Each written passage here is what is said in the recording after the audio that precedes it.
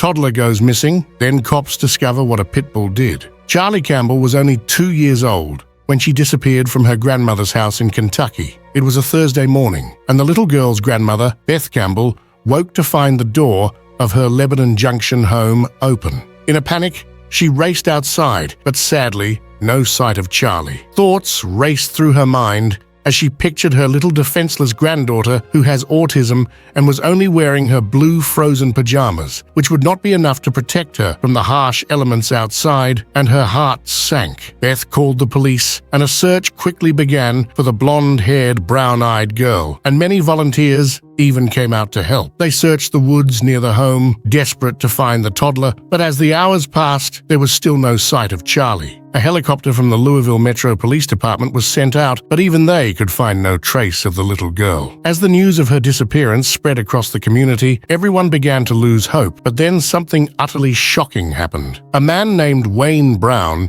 who lived near Charlie's grandmother, was deeply saddened by the news of the missing toddler. His own little brother had once gone missing after wandering away from home and climbing over several fences. After a search, he was found 3 miles away, but to the horror of everyone, he wasn't found alive. Wayne hoped Charlie would not meet the same fate. It had now been 2 days, and Wayne sat on his couch and began to pray for Charlie to find her way home. And that is when he looked up and glanced out his window, and his heart almost stopped. There he saw a little blonde-haired girl walking out from the woods toward his home. It was the missing 2-year-old, and she was alive. Wayne called the police after giving Charlie a glass of water, and when they arrived, he learned something shocking. Not long before Charlie walked out of the woods, her dog named Penny had run out from the trees too. The family dog had gone missing with the toddler, and it was discovered that the Pitbull had stayed beside the child the entire time, protecting her until she returned home. The toddler had spent the night in a thick,